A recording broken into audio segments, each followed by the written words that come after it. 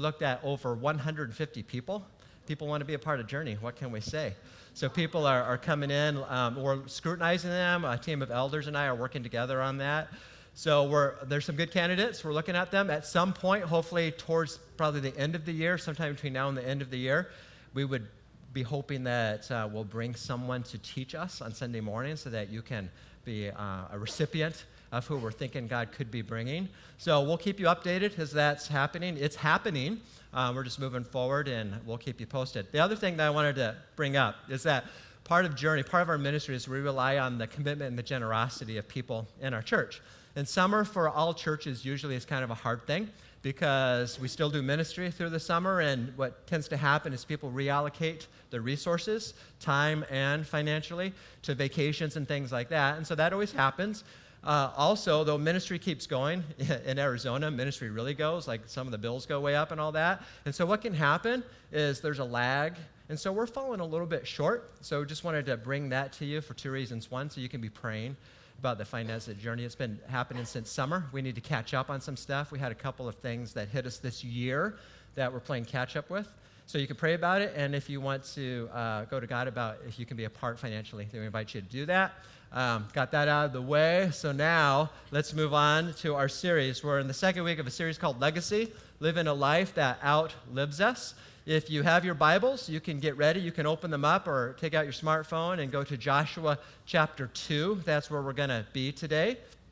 And so what we're doing is looking at how our life can have an impact as we look at how Israel came to a season in their journey as a people and as a nation and the impact that they had. Last week, we spent some time in the first 11 verses of chapter 1 in Joshua. And what we learned is that change is inevitable. When we're a part of God's plan, that usually involves a change. And in our nature, we try to avoid change. And so we looked at our responsibility is our responsibility. Our ability to respond, our responsibility is our responsibility. We learned that no one can respond for each of us individually. And as we go to God, He can help us respond differently to change because it does come. We didn't cover the whole chapter. There's a few verses after chapter 11 that I wanted to update you real quick before we get on to chapter 2. The section that we skipped was some instructions that God provided for the 12 tribes of Israel. Israel was divided up into 12 tribes at that time. There were 2 tribes. Probably the tribes that I hoped I would be on, the warrior tribes, the dudes that went out and did stuff. And so they received some instructions to go do some prep work, to do some recon, to prepare the rest of Israel to come into the land.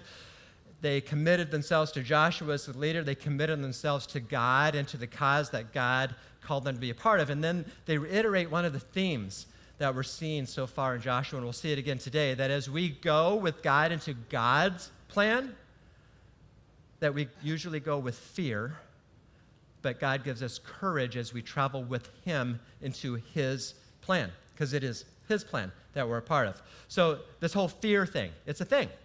It's a thing in the Bible, and it's something that I'm not going to have you turn to your neighbor and say, were you scared this week or not? But fear is a thing that it's part of the human predicament. It's a prevalent theme in the Bible. Did you know that no less than 365 times in the Bible we are told how to overcome fear as we go with God? You know how often that is? That's at least one a day, a verse a day. So I think that's one of the prevalent themes in the Bible, which means that it's a prevalent theme in our life. We are fearful people when things change for us.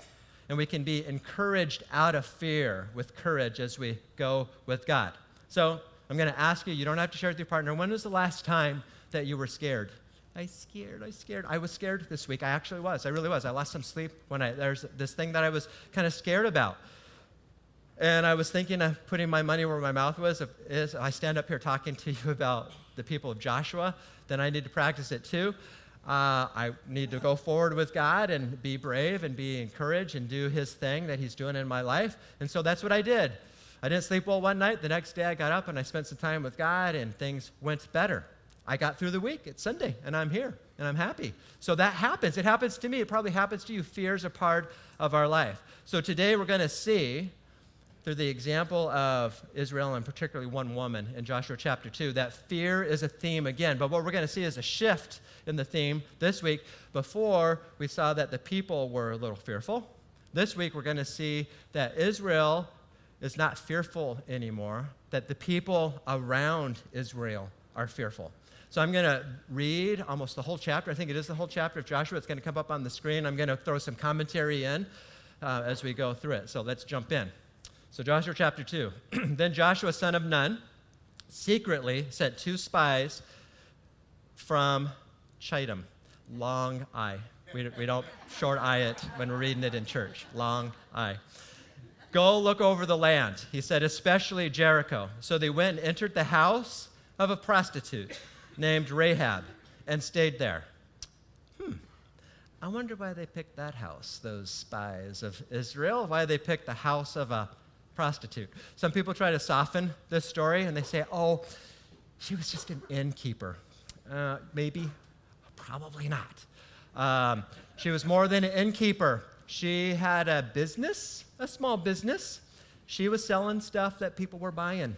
That's what you do. She had like this business. She was selling stuff. And the spies just happened to come there. So because they're the people of God, we're going to give those spies the benefit of the doubt this morning. And we're going to say they weren't going there to buy her products, so to speak. But in history, in the world of spiedom, do you know that's the word spiedom? In the world of spiedom, these houses that sell stuff like this are always a clearinghouse for information. They still are in the world of spiedom. And they were then too. So we're going to give these noble men of Israel the benefit of the doubt, and they were going to this woman's house simply to get information because they knew that when you want information, you would go to this place of business. The king's people knew that that was where you would go to get information too. And so let's go to verse 2. The king of Jericho was told, look, some of the Israelites have come here tonight to spy out the land. So the king of Jericho sent this message to Rahab. Bring out the men who came to you and entered your house, because they have come to spy out the whole land. But the woman had taken the 2 men and hidden them. So I'm going to venture a little guess here. Just a guess. This was her business. She was selling stuff that people were buying. This probably wasn't the first time she had to hide some dudes. It was kind of part of her business is she had to hide people. I'm just saying I don't think that this hiding the men thing was her first rodeo. So we keep going. She said, yes, the men came to me, but I did not know where they had come from. At dusk, when it was time to close the city gate, they left. I don't know which way they went. Go after them quickly. You may catch up with them. But she had taken them up to the roof and hidden them under the stalks of flax she had laid out on the floor. Okay, so we got one elephant in the living room already, this whole best little whorehouse in Jericho thing. We've kind of dealt with that. So we got this other thing happening here. She tells lies, too. So not only does she have this business where people buy stuff she's selling, but she's lying, too. She's a liar. So the question, another elephant in the living room, is it okay to lie when you're a part of God's plan? That's, like when you're a follower of Jesus, that's like one of the things that we say is not okay, right? You don't be telling lies if you're a follower of Jesus. We just don't do that, right? But yet she does this, and then we're hearing this story, and it's kind of like this great story. So that's not the focus of our time together. Let's just suffice it by saying this, that when you're a part of God's plan and you don't understand God's plan, sometimes we marginalize the truth. That comes from us, by the way. That's us. But we're going to see as we go through, even little lies that we tell when God has a big plan, God actually can use for his plan and for his glory. So I'm not saying you should lie to be a part of God's plan. I'm just saying that if you do, God can still use it. So that elephant, just a little bite out of it. Let's move on. That's not the topic of the morning. Verse 7. So the men set out in pursuit of the spies on the road that leads to the fords of the Jordan. And as soon as the pursuers had gone out, the gate was shut. So I love this picture. Tina and I got to go to Israel a few years ago, and we got to see this area. We got to see Jericho, one of the oldest towns in history in the world, by the way. It's still there. And it's very like Arizona-ish because it's in the section where the Dead Sea, the lowest spot on the whole earth, and it starts to ramp up very steeply. And then there's these cliffs, like Box Canyon, like we would see in Arizona that we go hiking in. It's very much like the scenery around us. And that's where they had escaped to. So I can totally see it. Verse 8, before the spies lay down for the night, she went up on the roof and said to them, I know the Lord has given you this land, and that a great fear of you has fallen on us, so that all who live in this country are melting in fear because of you. We have heard how the Lord dried up the water of the Red Sea for you when you came out of Egypt. So she's telling this wonderful story. She's recounting history of how God saved Israel, the part of the Red Sea. That's Exodus chapter 14. If you want to spend some quality Bible time this week, you can go there, Exodus 14. Israel was super scared. God brought them here. They're going, what'd you do? Why'd you do this to us? Were the graves not good in Egypt? Why'd you bring us to the desert? And he goes, hey, I got you. And he parts the Red Sea, and they go across. That's what she's talking about. And then she goes on, and what you did to Sihon and Og, the two kings of the Amorites east of the Jordan, whom you completely destroyed. So another Bible study opportunity, Numbers 21. That's where you would see that story, where Israel asked this king, can we pass through your land? Not, we're going to overtake your land. Can we pass through? And he said, no way, Jose, or whatever an Amorite kind of little rhymey phrase would be. He said, no, you can't. And so what they did is they overtook them, and they were destroyed. And that's what she's talking about. Verse 11, when we heard of it, our hearts melted in fear, and everyone's courage failed because of you. For the Lord your God is God in heaven above and on the earth below. So she's recounting some history about what she had heard, what the reputation was. There's a little bit of history that I want to remind you of that happened before this. Before this, people were in this land. They were where they are now. They were here before. They sent 12 spies to go in and spy out the land, and they got scared. They were all scared.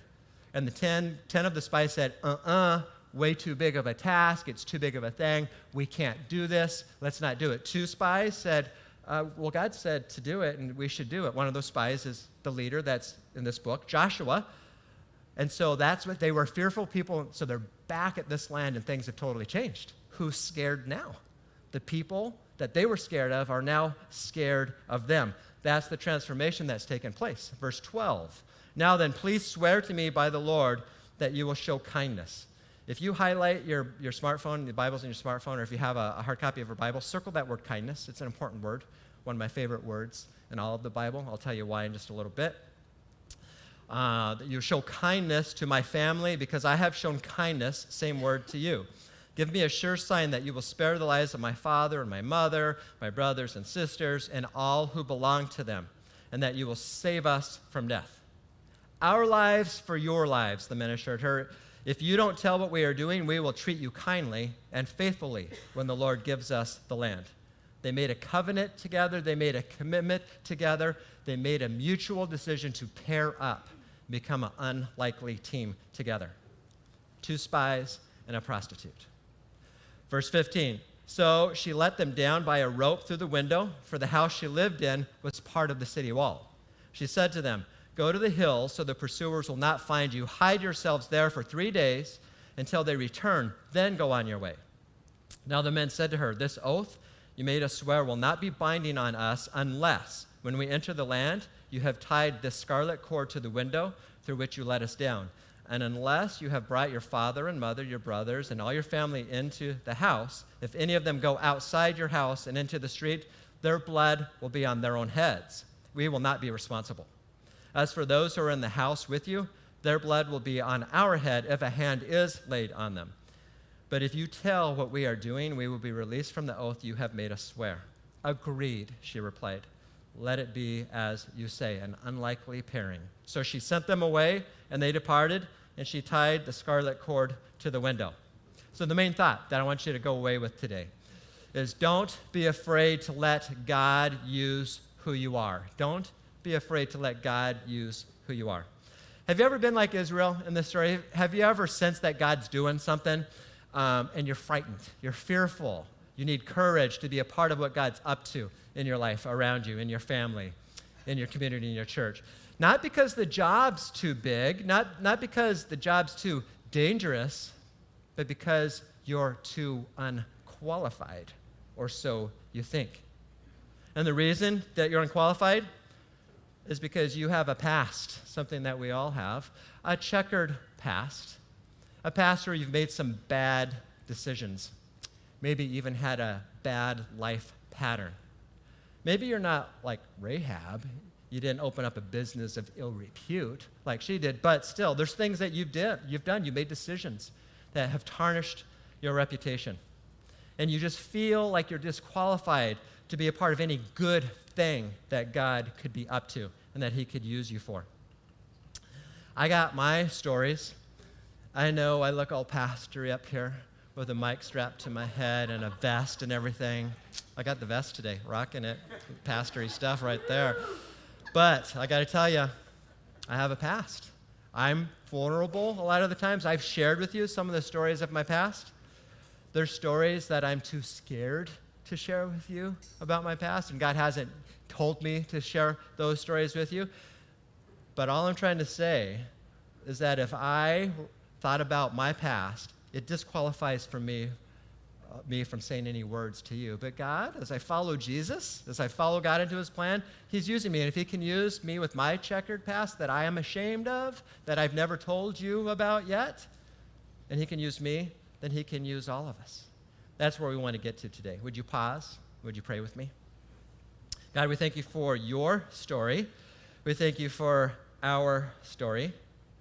We thank you that there's just this unlikely pairing of your story with our story.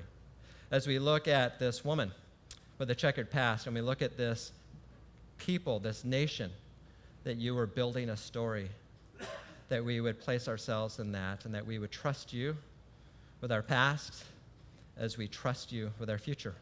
It's in your name we pray, Jesus. Amen. So I've been reading this new book. It's called Stretching.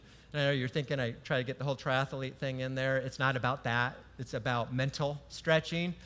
And it's about how you take your resources where you are right now, and rather than gathering more resources to go to what's next, you look at where you are and you stretch and you reallocate your resources of what you have now in your life and in your world, and you do something more with what you have. It's not a God book, it's not a Christian book, but it's a good concept that we can take the stuff that we have and we can do something with it. So, word picture that I have for you. This is a story from the book. So they did this study. They did the study of kids. They had a group of younger kids, less than 5 years old, and then I think it was like 5 to 7 years old. And they brought them into a room and they studied. And this was what they did. So they gave them a situation like this. So here's a little dinosaur. So they said, your quest, they wouldn't use the word quest, but your job that you need to do, and we'll give you a little reward after, it was probably candy. You need to get the dinosaur up to the top of the shelf here. The dinosaur can't fly, and the dinosaur can't jump. The dinosaur has to climb. And so you have to figure out a way to get the dinosaur up here. So the older kids, they did really well because they had these blocks. They had blocks of different shapes and stuff. And so they did pretty good about building a little thing for the dinosaur to climb up to get up here. The younger kids didn't do so well on that because that was the frontal cortex of the brain. I talked about that last week. It's the reasoning part of the brain. It's more developed in a 5 to 7-year-old, not as developed in a 3 to 5-year-old. So those kids did better. So then they used the same kids and they did a different test. What they did is they rearranged some stuff. So they took the blocks and they kind of made them a mess and they stuck them in there with the dinosaur and they gave them the same instructions. And this amazing thing happened. The older kids didn't do very well. The younger kids, they did do very well because you know what they did? They used the box as a way to build to get the dinosaur up. And so the dinosaur could climb up and get up here because they used the box. The older kids, they didn't use the box. The older kids, because it was set out and kind of in an orderly design, they only used what was there. They didn't see the box as a tool. So here's how the analogies works for us. With our past, our checkered history, those things that we don't think God can use, we kind of have them all set out and packaged in our life. It's kind of that part of our life that we don't pay attention to, the part that we think God can't use. But actually, with God's resources and what God does, we can successfully be a part of God's plan. We just got to let go of the way that we think our past is controlling our future and act like a kid that just uses the resources that are available to them with God to move on to something next. Unusual pairings of our past with God and his future. That's what we need to think about. So, in this passage, I see 5 unusual pairings that we can see in this situation with Rahab. Things about Rahab that just don't seem to match up very well with a God plan, with a righteous and holy God plan, but yet they do. And a big thing happens. So let's look at them. First one, unusual pairing number one, your life and God's plan. So she had this home in the wall of Jericho. Was that happenstance, or could it be something more? I happen to believe that God's sovereign and all-powerful, omnipotent is the word we use, so I don't think there's any happenstance with God and his plan. So I think God was up to something with Rahab. You know, when she was touring around the little city of Jericho and she goes to this house and she's thinking about this business that she's going to invest in, I wonder if she came to the house and go, oh, God, this God that I don't believe in yet, God, I just want to be a part of your plan. Could you see fit to use this little house in the wall to be a part of this big, gigantic plan, and that this church in Peoria, Arizona, in thousands of years from now would be talking about me? That's not what happened. You know, when you start a business, a brick and mortar business, what's the first rule? Location, location, location. I think that was probably a big part of her decision. It had a window. It had an escape route. Because this wasn't her first rodeo, she knew how to service the men to get them out of there. She had this rooftop patio, more space for her to sell her business, to hide the men, to hide her clients. I think those were her considerations, not how can God use me, but you know what? God used her anyway. All of those decisions that had nothing to do with God, God is in the middle of using it. Sometimes I think that's the case with us. Things that we think are happenstance are actually God's design. Even if it's sin, God can use sin. We're going to look at a verse in a second that talks about that. Even the bad, checkered things from our past, the building blocks that we would not build anything on, God uses. So unusual pairing number one, your life and God's plan. Where are you that God actually could use? Unusual pairing number two, your sin and God's righteousness. So she sold sex. That's what she did. That was her business. She lied to protect herself and to be a part of God's plan. She had a certain reputation that most of us would turn our heads away from and turn our noses up and snub her, because that's way too messy of a life. But God had a plan. God had a plan for Israel. And God had a plan for her, and suddenly she was smack dab in the middle of this plan. And in spite of her bad building blocks of her past, God was doing something. He was taking her past and using it to change her future and Israel's future. That's the Romans 8:28 spin. That's what I call it. You know that verse? All things work together for good for those who love God and are called according to his purpose. All things. Even messy building blocks. So, Carlisle, remember that time at band camp? I actually did go to band camp. I know you find that such a surprise, but I behaved that week, so that example doesn't work. Carlisle, that time when you said that thing to that woman and you really hurt her feelings, I see that woman's face. Yeah, I remember that, God. I can use that. Carlisle, you know, you're really pretty insecure, but I can use that. Carlisle, you are such a drama king. I know I am. I can use that, Carlisle. Carlisle, you are, but I can use that, Carlisle. What blank came to your mind as you were thinking about who you are? God uses our stuff for the things that he's up to and the things that he's up to not just in your life, but in the world around you. God's calling, you better answer over there. Your sin and God's righteousness. Unusual pairing number two. What bad thing of your past could God actually use for his good plan? Unusual pairing number three. Your faith in God's faithfulness. This is my favorite part of the story, I think. This woman, Rahab, had a very basic faith. Did you see that take place? She said, this God, I believe he is the God of heaven and of earth. And she got there because she heard about this reputation that this God and these people had. The word that she used there, that word I asked you to circle or highlight, the loving kindness, it's a Hebrew word, chesed, is how you have to chesed because that's how you do Hebrew. That's the things you learn in church. That's free. That's a gift for you. That word has an important meaning. It's covenantal loving kindness. It's one of those Hebrew words that there's no one English word. We got to use three. Covenantal loving kindness. It's the loving kindness that's not based on merit. It's loving kindness that's not based on your negative building blocks of the past. It's the kind of love that God has for us. That's the word.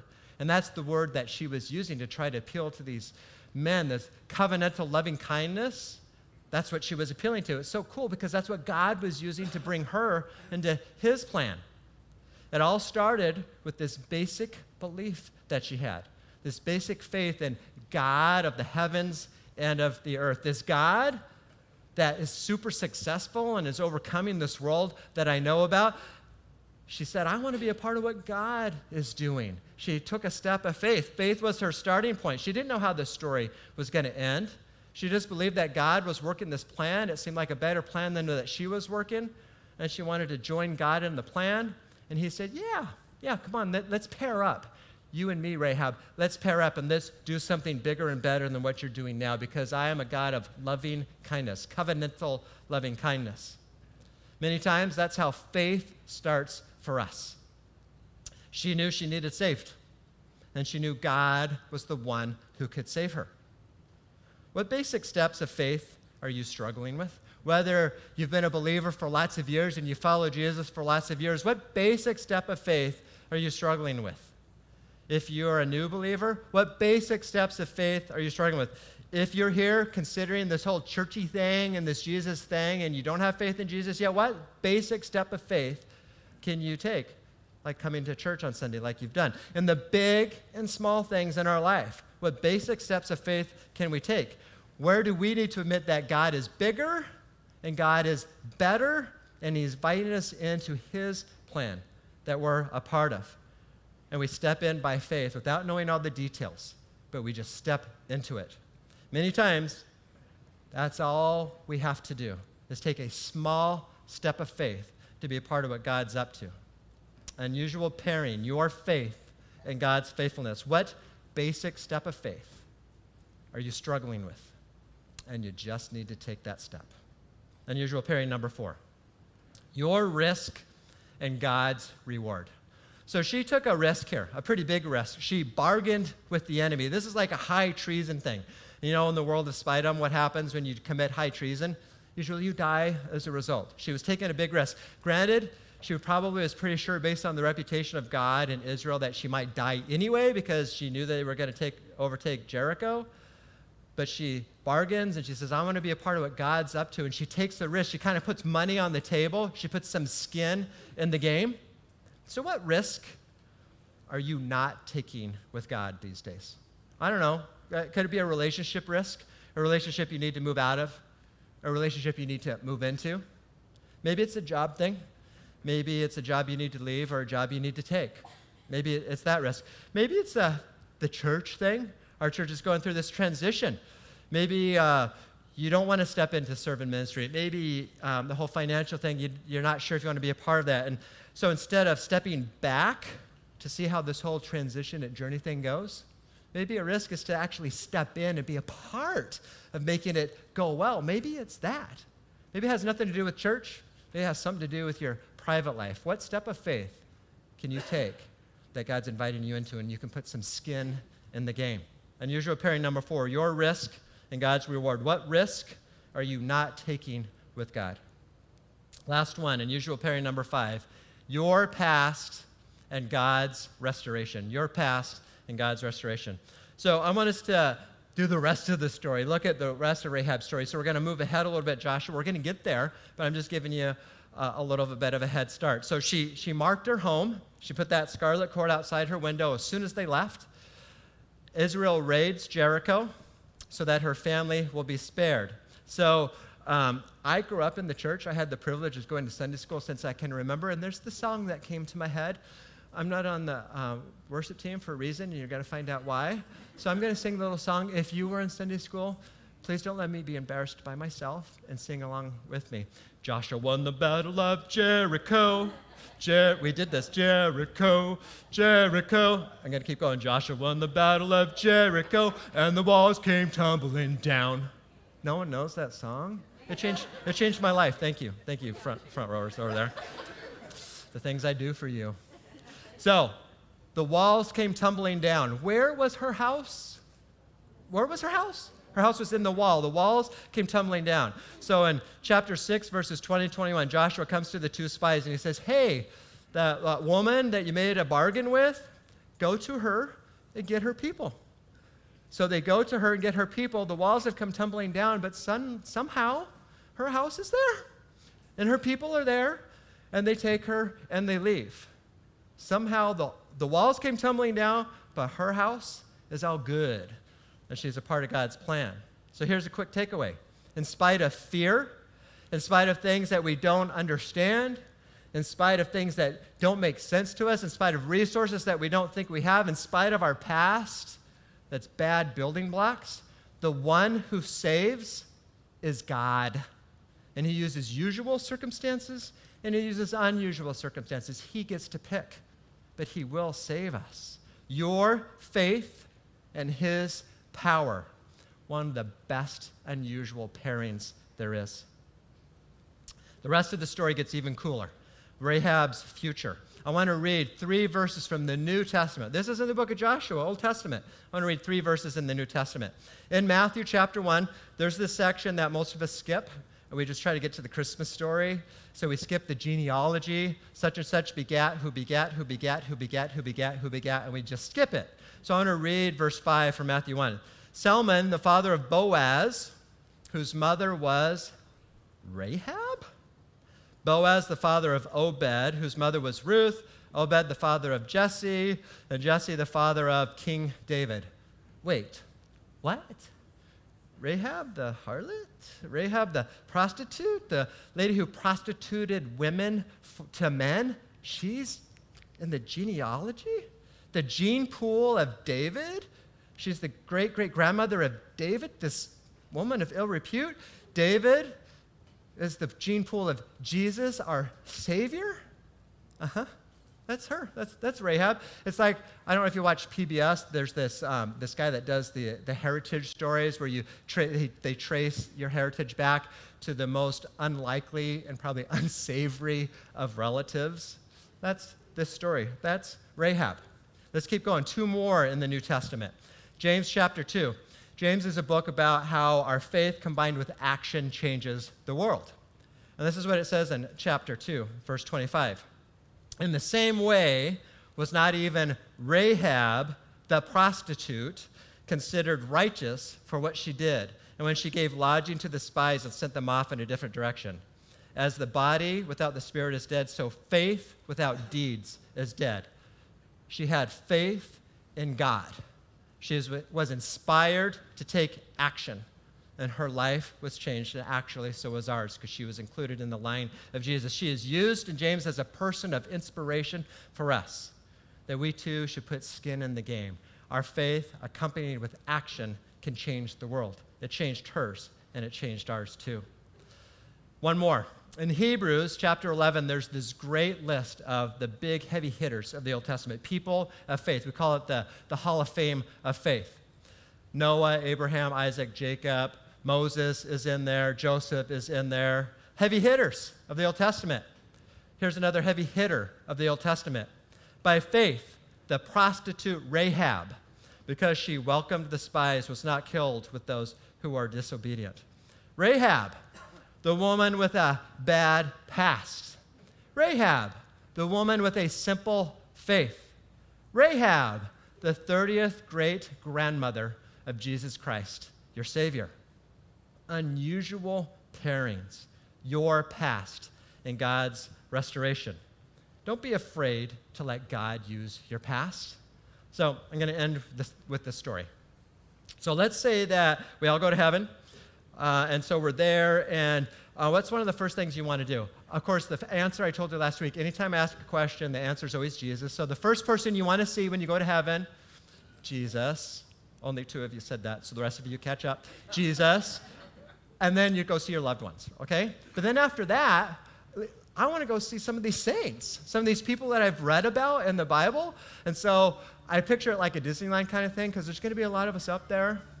And so we're lots of people, after we see our loved ones, then everyone wants to see these people. Like I want to see John, the apostle of Jesus, the book of John, 1st, 2nd, 3rd John. I like him a lot. So I would get in line for him, but I go there and it's like everyone else wants to see John too. He's special to you too? I thought it was just me. So I get a fast pass. And then I go over and, okay, yeah, Paul's good. I like Paul. I'll get a fast pass. I'll come back. There was that story in Joshua, Rahab. Yeah, I'm going to go see Rahab. So I go over to Peter because he's not on my list to go see because he's already there at the gate, doing the fast pass check-in thing. And I said, hey, I want to see Rahab the prostitute. He goes, Rahab the prostitute? I don't see her here. Rahab the prostitute? There's Rahab the saint. Rahab the prostitute? Not here. Rahab the saint. Is that who you mean? Oh, my mistake. I'm sorry. Yeah, Rahab the saint. I'm going to go see Rahab the saint. Don't be afraid of your past. Let God have it. Don't be afraid of what you've labeled yourself. Carlisle, no, it's not that. Carlisle the saint. That's who you are. You're not Rahab. You're not defined by these building blocks. You're who God says that you are. Shed those negative building blocks. You are fill in the blank, Carlisle the saint, because of what God in his covenant of loving kindness is doing in your life and because of what Jesus has done to transform you.